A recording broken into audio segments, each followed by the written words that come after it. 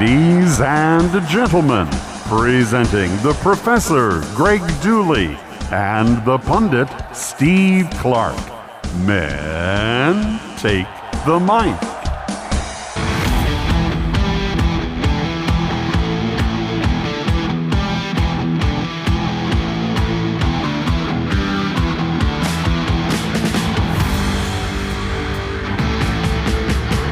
That's right. This is the Professor and the Pundit with Greg Dooley and Steve Clark. We are presented by Nick Hopwood, who's a certified financial planner. He's the founder and president of Peak Wealth Management.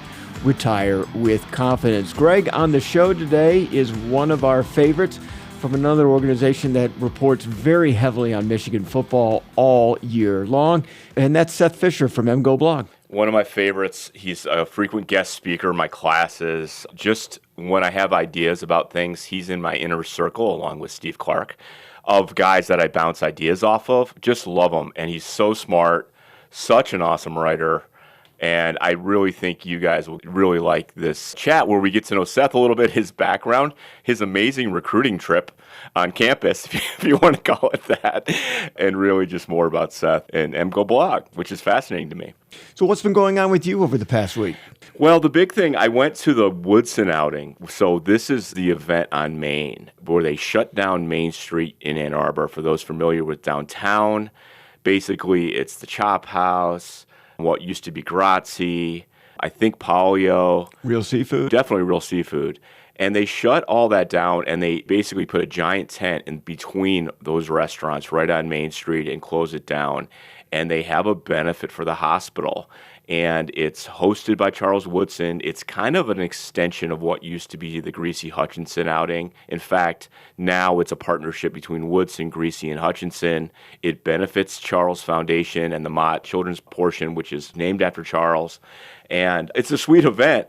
But what it's kind of turned into is a reunion of that kind of era, that late 90s, the 97 team, very, very, very well represented there. So it's a chance not only to benefit the hospital, to have a good time, and they do an awesome job. They have an awesome band and all this stuff. It's a ton of fun. But then you get to kind of rub elbows, for me, have a cigar with guys like Glenn Steele. I met, Eric Anderson I met down there as well, had a long conversation with him, four-time. All 4 years he was the leading tackler, Greg, and the only one at Michigan to say that. Yeah, so like Woodson, Greasy, Hutchinson, of course, those guys all hanging out. Really cool event. It had a big Lloyd Carr theme, right? President Ono was there and said a few words and said some nice things about Coach Carr. Did he remember you? I didn't get a chance. His security. No, I didn't get a chance to say hi. There are a lot of people there. And Mary Sue Coleman actually ate dinner right by us. And so she was there supporting the event. Actually, I'm speaking to President Ono. We're having a one-on-one here very soon. And I must say part of it is to get him back to speak in my class.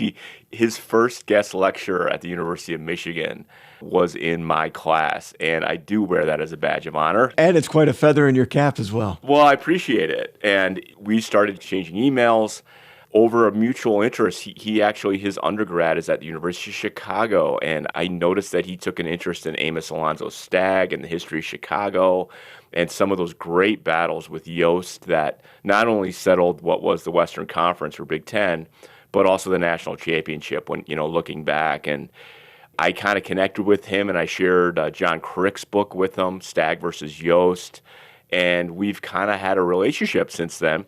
Oh, wow. And, yeah. So you're going steady? Hardly. I think he would have me arrested if I tried to come up and say hi to him. No, he's been really cool, but enough where I can email him and, hey, do you have 15 minutes to chat or have coffee just to check in? And the answer was, yeah, let's connect. So occasionally we check in with each other, and it's really cool. I'm only teasing because it is quite an accomplishment, and you're not Chris Farley, interviewing Paul McCartney. You remember when you were with the Beatles? You're definitely not that. Yeah. No, you're not like that at all. You're very, very smooth, very likable. You could talk to anybody. You could talk to Santa Ono, and you could talk to the guy at Main Street, a complete stranger. No, I'm more like that with Woodson. like, hey, man, remember that punt return? That was awesome. Yeah, that was awesome. So Woodson's so funny. He speaks at the event on Main on stage, and the other guys do, and he's so good. Like, he visited the hospital earlier in the day, and he told a story of meeting one of the children, and one of the children gave him a piece of art that they were working on when he was there, and he showed the piece of art, and I'm like, gosh, he's so effective, and I'm so mad because the guy is arguably the most talented football player that I've seen, and he's so good at like speaking and doing all the things he does in his business, and he's just so successful. I'm very jealous. He's a really cool dude. Who else? Oh, Steve, I sat with Sean Crable. Number now, 2. What is the first thing? The other number 2. That's right. Now, what is the first thing that comes to mind, all Michigan fans when I mention that name? Unfortunately, I keep thinking of the late hit in Columbus. Exactly. So I'm sitting there, and I just meet him at the dinner, and he sits at our table, and it's just 6 of us, right? There with our dates. I was there with Mrs. M. Victors.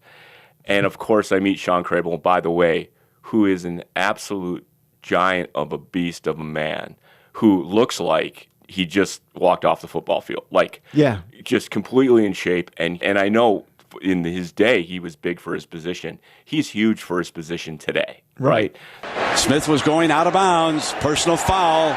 A huge call with 6:49 to go. I feel bad bringing this up because, and you asking me this because this is where I'm going. Yeah, I'm sure he has made plays that have won the game for Michigan, but unfortunately, in the 1-versus-2 matchup in 2006 in Columbus, and Michigan and Ohio State are trading scores. Michigan needs to get Ohio State off the field in the fourth quarter, and it looks like they did, except for that late hit, kept the drive alive. Ohio State continued to go from 1 score to 2 score, and we couldn't catch up. Yes, and leave aside the fact that a lot of people think it was a crappy call. Michigan will debate this. Crable. And it was a call that was made because of his size and speed and the athleticism. But, Steve, I'm sitting 2 feet away from him, and we're talking, and I'm just like, do I bring up this play? Because here's why I didn't want to bring it up, because I feel like, just like you, it was the first thing you thought of. I feel like it's the first thing on every single person's mind, and I just wonder how many people meet him for the first time and just go, oh man, that play, like it's his shadow. And I just wonder if he doesn't want to be solely identified by that. But obviously, we're sitting here talking about it. Steve, it was all I could think of. Even, dinner, salad course, dinner course, dessert, coffee, drinks. Don't say it, Dooley. Don't do it. Don't talk about it. And not because he couldn't handle it. And I know he would have, especially after a long conversation about other things, I could have easily brought it up. I just decided. So when you dropped your silverware next to him and you reached for it, you looked up and held up your hands, right? Like don't reach for it at the same time. Don't hit me. Right. I'm going down. I'm already down on one knee, picking things up. Don't hit me. Right. Come on, man. So no, threw my napkin up in the air. No, he Is it yellow? No, he was. Was it May's napkin? He was very cool. Glenn Steele, very cool. Also a giant dude. Rob Sweat, who I've had one of his children in my class. Wow. Got to know a lot. Very cool dude. Has a little bit of a twang. He's a Texas guy. A little Texas twang in his voice. As most of that defense was from Texas in the mid-'90s. Very, very cool bunch of dudes. Very cool. And I'll say this, between that and the golf outing they had the next day, I believe they raised almost $1 million. So it was right around that number, which is kind of incredible for a day or two. Mm-hmm. Hats off to Woodson and the rest of the crew. My boy Scotty Passink, who's friends with Charles, who works with development for the hospital, and Kristen Finn, who's another organizer. They just did an awesome job. So shout out to them. Steve, I didn't do a Larry David thing. I was very respectful when they were having the more serious moments during the speeches and stuff like that. I didn't interrupt. I didn't eat my food. I was a much better boy. Excellent. Thank you. Yes, the last time, yes, we were worried about you being caught on the giant screen video eating because your position next to the dais was very close. Oh, also chatted with Sarah Murray, of course, Veda Murray's widow, and his awesome daughter, Kendall, who's a volleyball star at Michigan and just a wonderful young woman. Chatted with them a little bit. So we had an awesome time. And they do the golf the next day. So which people ask, did you golf? Did you do the golf thing? And I don't, because I know that night they have an after hours event there, and it's basically in Chop House and La Dolce Vita, which is next door now. And they have a DJ and all this stuff and drinks, and you can smoke a cigar in the basement of the Chop House. It's awesome, right? But I know we're going to be out late, and I don't want to drag myself out of bed and try to go to this golf. I know these are first world problems, but I know myself better than that, Steve. I don't want to regret signing up for the golf. And from what I understand, there are a lot of people. These guys are getting older, too. I don't know if they all have their fastball anymore. And, these guys are approaching 50, the 97 team, right? And so, yeah, I'm not doing that golf, but it was fun. It was an awesome event. It is interesting when you go to these events, there are generations for each decade of Michigan football. Yeah. And that 90s group was certainly there. There is a 2000s group. There is certainly a 1980s group. And there is certainly a 1970s group. Oh, big time. Yeah, big time. Yeah, well, we talked about the factions and the different slices and dices of things. And there's so many off-the-field things that shift people's alliances. So I actually think there's a Harbaugh group that's separate from, say, the traditional Bo group, which is weird to say, but maybe one day we'll break down the current state of all the factions. But I do know one thing, that beating Ohio State 2 years in a row tends to bring everybody together a lot yes, quicker. A lot easier. But Greg, let's not think about how we break down the factions. Let's think about how we can build bridges. When you go to these events, I think you have the access to build the bridges between the 80s and the 90s and the 2000 teams. No, you're right. It's bridges. Yeah. That means it's halftime on The Professor and the Pundit. Well, an unexpected change in my family generated a tremendous amount of financial questions that I didn't have answers to, especially when it came to investing and tax consequences. The sponsor of this program, Peak Wealth Management, can help you handle all of these types of questions, and at the very least, can confirm what you think you know, and at best, create legal strategies that you didn't know existed or thought was possible. Hey, it's Nick Hopwood, CFP from Peak Wealth Management. You probably went to Michigan, and you're probably super smart and successful. But don't reinvent the wheel when it comes to your finances. Work with someone who sponsors the content you love, someone who shares a common interest. A fiduciary. Work with a team of CFPs. The team. Learn more about my team at peakwm.com. Retire with confidence. Joining us now is Seth Fisher. He's the editor and business manager for mgoblog. Perhaps you've heard of it. A lot of people have. Like 500,000 people have. The Michigan Summer Preview magazine is a must for all Michigan fans. It's coming out very soon. And the professor has been a contributor to the yearly preview magazine. Seth, thanks for joining us here on The Professor and the Pundit. Thank you, guys. I've been hearing all about this podcast. I'm excited to finally be part of the show. Well, I think it was a must, Seth, to have you on. We've known each other quite a long time. I was joking with Steve, what are we going to talk about with Seth? And I go, I don't know, Steve, but whenever I ever go on the MGO podcast or one of your shows that you do, we talk for 2.5 hours. Right. So we don't seem to have a problem with content. But one of my favorite people in the world, we're going to talk a little bit about Hail to the Victors, the preseason mag. And I submitted, of course, a couple pieces in it. It's coming out soon. We got to talk about the situation, which is the shirt. It's coming out with the magazine as well. It's brilliant. It's brilliant, and I want to get into that. But first, Seth, I don't know how often you do this kind of thing on Michigan airwaves, but I know a little bit about your background, and your background is particularly at Michigan. But can you talk about your days at Michigan a little bit, including you worked at the Daily, right? And maybe how that influenced you? Yeah, man. So when I was 11 years old, I went and spent a weekend with my cousin, who was an engineering student up there at the time. And he took me to the game, and Desmond Howard ran circles around maybe Maryland, maybe Indiana. I don't remember which game it was. They were in red. And I got the best hot cider in the world. I got the best pancakes in the world. And I was like, this is it. I gotta get here. And his two female roommates walked around with no shirts on in his apartment. So I remembered that too. So I'm like, I got to get to Michigan. And I get to Michigan, and the pancake place is gone, and Desmond Howard's gone, and the women are all clothed. But it other than that, I mean, it was the place I needed to be. I needed to be challenged a lot more than I was in high school. And I always wanted to be a journalist, and I thought that's what my path was going to be. And that's what people said. I worked at a restaurant in high school, and one of the regulars was Mitch Albom. So I would kind of just wander over to his table when he was there, and he'd give me a bit of advice and what to do, and basically just warned me to stay out of this industry because it's dying.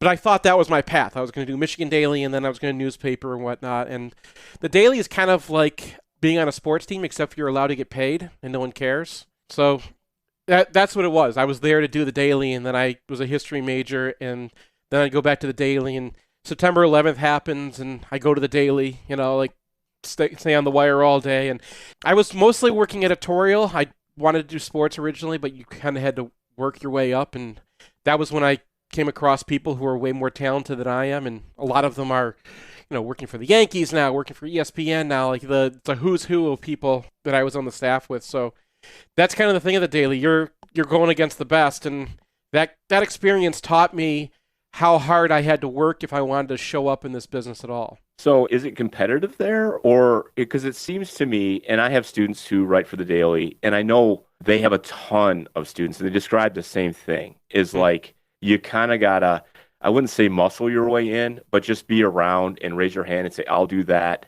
and kind of hope to get that shot. I'd be surprised if people understand like that aspect of it. It's almost like an SNL thing, Steve, right? Where you're kind of, maybe you're a writer, but you want to be in a skit. Did you feel like it was competitive there? Or I liken it to being I don't want to say that we were like the athletes, because we absolutely, the athletes are the athletes. But it's that kind of thing where everybody who comes in wants to do or most of the people want to do this for a career. And the seniors are way better at it because they've been practicing this craft. And everyone's very serious about it, right? I want to do this. I want to get better. So you go to the meeting and you're expecting an assignment. No one's going to assign you anything, but you can be useful. And the trick is to just kind of hang around and find different ways of being useful to them. Doesn't matter what so you learn how to do all sorts of things. You learn how to do layout. You learn how to work on, back then, working on the wire meant just like sitting and watching the stuff come in from the AP and trying to download the photos, and anything you could do, you did to still be there, right? And if you were there and something happens and then you have an idea that you want to go cover, or something comes about in class, we were reading Eric Foner in history about like the history of how the U.S. agricultural system really kind of screwed African Americans. And then I said, okay, well, what happened in the last 10 years? And I started looking into it. And Dennis Archer was the mayor of Detroit at the time. He was from this town, Cassopolis, which had been really devastated by these policies. And so I brought that, and that was like my entry. That was the when I finally got to be, a writer. That was my first big contribution. And after you've got something, then they'll assign you something else because they know you'll go and put it out. But I wouldn't say it's like competitive, like you're trying to step on top of each other. Everyone's there to help each other. It's competitive in the same way that like this guy's coming up, and when he's gone, I'm going to step into his role, and I'm going to take on as many jobs as I can, so they don't want to get rid of me. I was curious about the people who are competing at the Daily. Do most of them want to be in sports, but end up having to take like the student council beat or off-campus crime? I'd say more people come in for sports and art than end up in sports and art. I didn't end up in sports because what you got to do is you have to start covering the lower end, the sport. You end up on a beat, right? Like you can get assigned to a beat if you prove yourself enough. And then you got to work your way up, and then hopefully end up on, hockey or basketball or football. But football goes to the editors. They're the ones who you have to be there for years and really kind of beat everybody else out. And you can kind of look around and start reading people's stuff as freshmen and look around who else is in your class and realize, wow, John Schwartz is going to run circles around me. I don't have a chance against this guy, Right. When you first start, I'm getting the golf beat. Okay. I'm getting tennis. And then hopefully I can work my way up as a junior or senior. I can start getting into these more high-profile sports. I got to imagine that there's probably a few guys with parents with a lot of money who become 7-year undergrads, and they become 7 years just so that they can elevate themselves up to the Daily to become an editor and work the Michigan football beat. I don't remember anyone doing that. I definitely see, people who showed up earlier, like in high school, like some of the townies. And they they were a little annoying because like how dare you, right? I'm a high school senior and I'm doing my high school paper and you're already hanging around the daily and like now they already know your name and you already have a leg up. That was the only thing. You're on like a half-year program, so the year doesn't start until halfway through, really. The new editors for like the following fall are assigned for winter, like before then. So the junior year is when you can kind of step into those editor roles. So it happens way faster than that. And after that, like you can be an emeritus, you can hang around. People were around for their 5th years. I don't remember anyone past 5th year. But really, it was like your middle of your junior year, you have to be on top. But like I said, you know by then. Like I knew who was a good writer. My grade, I knew who was a really good writer, the grade ahead of me in sports and in editorial where I was in. And then I just got involved in editorial probably because it was the easiest thing to do. Like when they needed someone to pick up, you go to the editorial board meeting and then there's articles on the table to write and you can grab as many of them as you want to. And that's what I was doing. That's awesome, man. That's awesome. So Brian, he started mgoblog in what, like 2005, 2006? 2000, yeah, the end of 2004. So it had been like that Rose Bowl against Vince Young. Okay, and Brian, just shout out, just an incredibly talented guy, an amazing writer with a very particular voice that I don't think was out there. And so what was your first foray into mgoblog? Was it as a message board guy, mgoboard guy, or what? I was kind of off the message board. I knew who Brian was in college because I knew some Every 3 Weekly people. I didn't know Brian personally, but I knew some of his friends. I knew the Every 3 Weekly crew. So I had an idea. I knew that like this Every 3 Weekly guy was doing a blog, and I remembered some of his articles in the Every 3 Weekly that I thought were funny, and I was like, I gotta check that out one time. And then Michigan was playing Northwestern in 2007, and it was because Comcast was having this great piss off with the Big Ten network at the time, right? I could not get the game at home, so I had to go to a bar to watch it.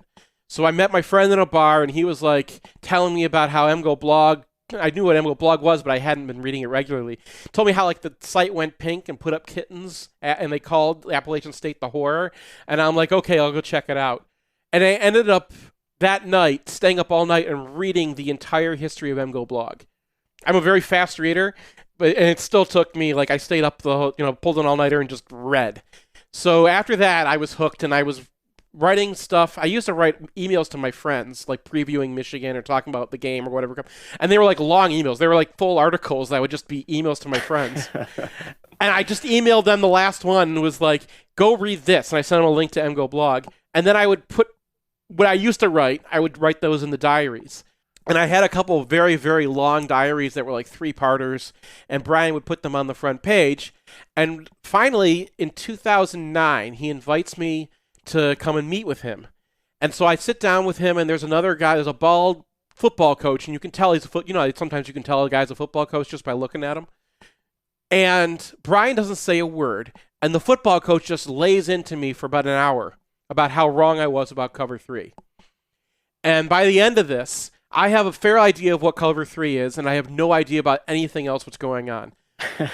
The coach leaves, and Brian says, all right, I guess you should write for me. I'll pay you this much, and I need someone to copy edit, and you can take over Dear Diary. I'm like, cool.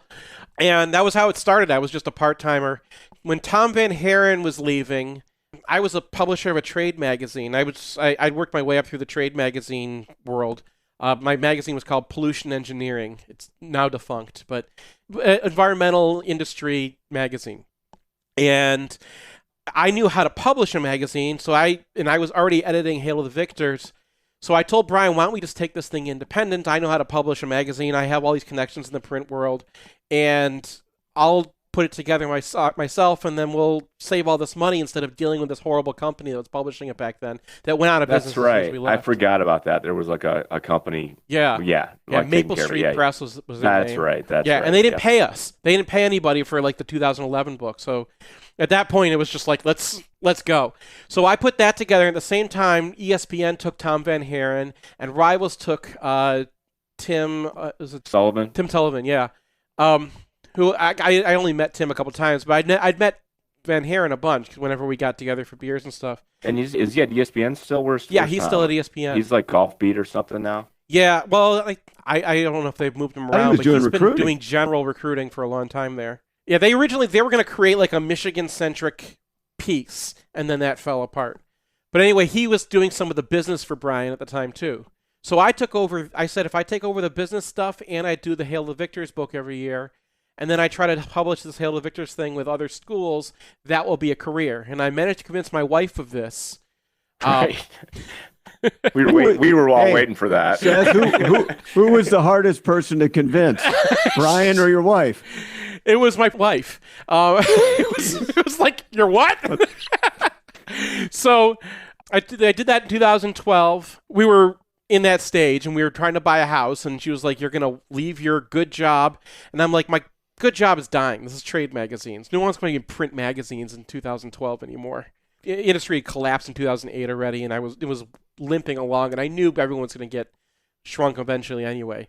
So it just kind of happened that fall 2012 that they were going to move me around in the company to like a lower position, and I just published Hail the Victors independently, and it had done well, and Tom Van Haren left, and so I just jumped and did it. And it worked for a couple of years, and then 2014, no one was really interested in football, and I wasn't making very much money. My dad had just passed away, and we got kind of hosed because I made a bad decision on the book. And we just bought a new house, and we just had a new baby, and it kind of looked like it wasn't going to happen. And I started to finally, listen to my inner self going, you kind of need to provide for your family. And then Harbaugh happened. That's right. And that beer clink when Harbaugh happened was just like that was the moment it was going to work. So Jim Harbaugh changed your life. Jim Harbaugh he did. Think about how interested people were. And basketball is great, and it helps. But like, we have 500,000 readers in football season and 200,000 readers off of football season. It's half a million. Yeah. During football season. Yes. Well, they're Michigan fans and they're nerds, and we're the Michigan site for nerds. So, Greg, we have a mission.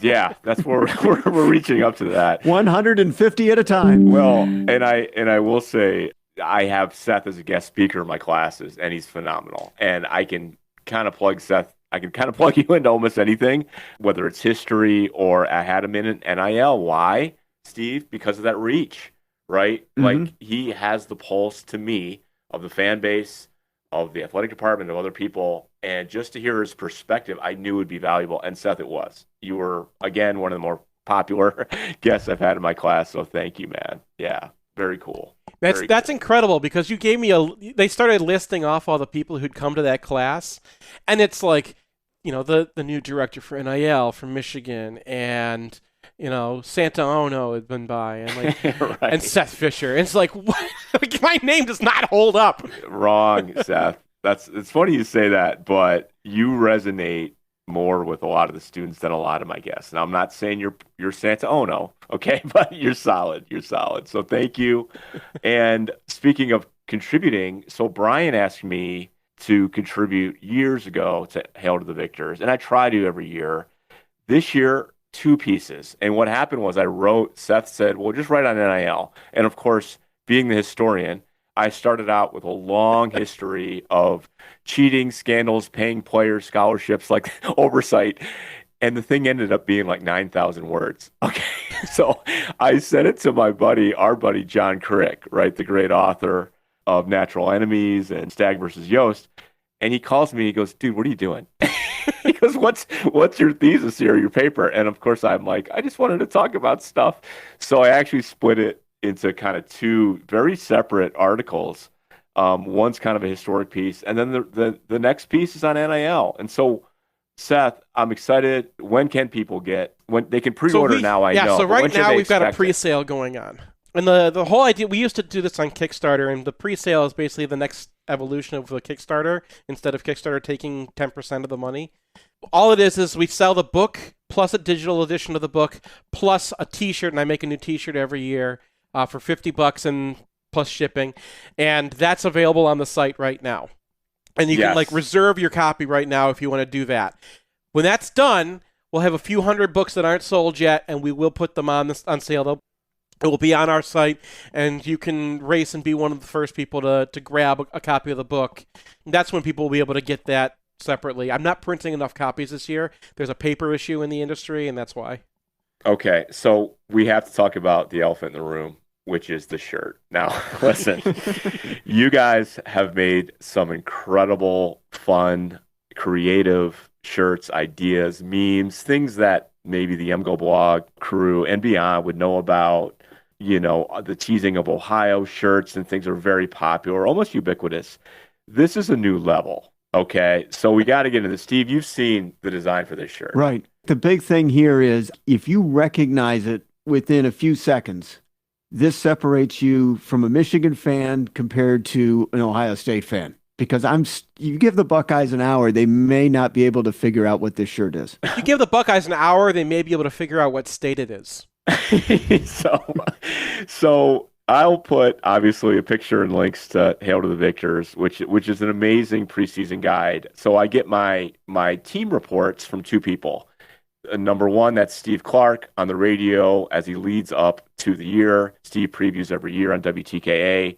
The second piece is in Hail to the Victors, which has everything from analysis to the preseason, the team breakdowns, obviously to breaking down Michigan in the depth chart by position category, and then all these other things like the things I do, like Old Blue, which is historical articles and things like that. And I think Crick is, speaking of Crick, I believe he's contributing this year? Yes. Yeah. Okay. Crick's got an article to kind of deflate everybody because the previews are so positive.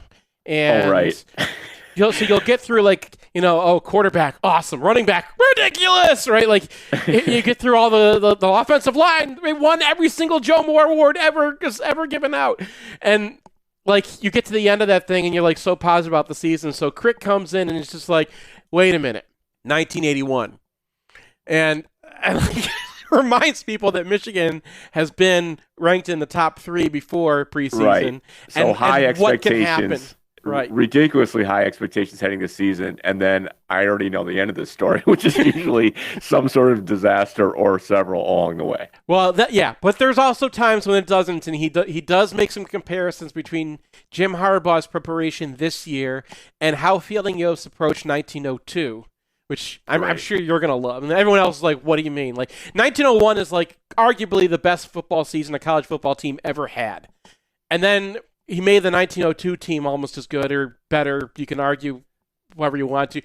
You're at that point, you're arguing over, which team was better, the one that outscored every opponent 555-0 or 447-2 or something. Right. And I think Crick would actually argue the 1902 team is better. But yeah, we've actually talked about the 1902 season, Steve. That was, if you remember, that little Barstool clip was that was right. The year they picked that we talked about in an early episode. But so I got to get back to the shirt though. So yeah. Okay. So tips for driving in Ohio, and then you see what Michigan people recognize as a map of Ohio, and it's divided in 6 sections, and each section is an X's and O diagram of one of the plays in the 2022 game with a clever line like hit the gas. And I believe that's one of the big long touchdown runs.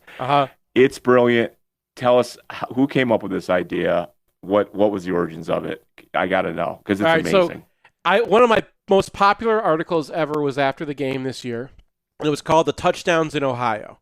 And I just broke down all 6 touchdowns that Michigan scored against Ohio State, which are you can go in mgoblog, the touchdowns in Ohio, and you'll find it called Next Sharpies Touchdowns in Ohio.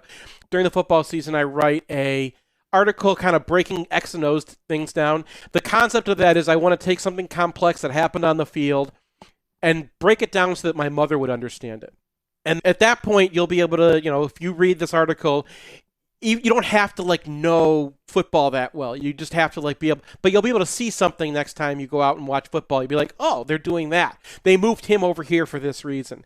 Or when they see this play again, you can be like, I know what happened right there. Zinter bonked that guy so hard that Oluwatimi had an easy block and there they are, right? Or this guy went the wrong. It makes it really simple to break it down. So I'd already drawn up all 6 of these plays. I actually put them on PowerPoint as the way I draw up these plays. I have a PowerPoint presentation that I already kind of have made up, and I have a very accurate version of the field that goes behind it, so I have everybody in the right spot, and then I just draw the lines. So I'd already had the drawing made, and every year we try to come up with ideas, and I already made a shirt, actually, off of one of them. I called it 85 Yards Through the Heart of Ohio, and I'd drawn up Brilliant. the 85-yard touchdown run. Winning is so great. Yeah. Go ahead. That's brilliant. Go ahead. Well, the shirt, honestly, it was actually based off of an Ohio State shirt. It was the 11 Warriors did a shirt when they beat Alabama, and they did a shirt celebrating this QB power play that they always ran back then.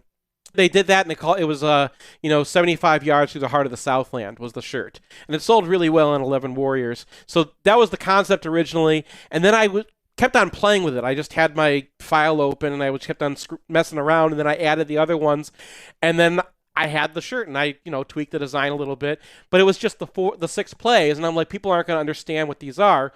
So when I was like naming the plays so people would understand what they were, there's rules, right? You can't just go and use like players' names. I can't say like Edwards touchdown, right? Yeah. So there's certain rules, but what you can do is draw up a play. No one owns the rights to a play. So I needed titles that would describe what they were without, and so then I started coming up with, avoid this intersection, check for alternate routes, and it was stay in your lane, always look both ways, and it just wrote itself at that point. Once I had the theme, it was obvious, what each one should be called, and the only thing is they kind of look out of order, and it's because there's no good way to break up Ohio into 6 things, and some plays are a little more condensed than others, and so they had to kind of fit where they fit. So when you look at it, it's like, why is number 5 and number 6 on the far left and number 3 and 4 on the far right? And that's why I couldn't fit them. Otherwise, it would look terrible. Otherwise, Seth, it's a masterpiece. It's a masterpiece of a T-shirt. I never thought I would say these words. You sold it along with the book. Yeah. I don't think it's any disrespect to say I'm guessing a lot of people bought the shirt and are getting the book. It's the other way around because it's brilliant. And I imagine I don't know if you could talk about your sales, but sure. I don't mind telling people. We have 1,600. It's 1,626 sold so far. Plus, some people get some free ones. Dooley's one of them, and we're at $97,942 in sales right now. Oh my God! So I assume at some point after the guide is out and all that, you will also offer the shirt independently. I assume we will. Yes. Yes, it's brilliant, man. I want poster size. That's awesome. So again, where can they get Hail to the Victors? Go to mgoblog.com and you'll see it right there. You can also go to mgoblogstore.com. If you go to mgoblog.com, it's on the right. It says HTTV 2003 with an exclamation mark. You can see a picture of the shirt with the book sitting next to it.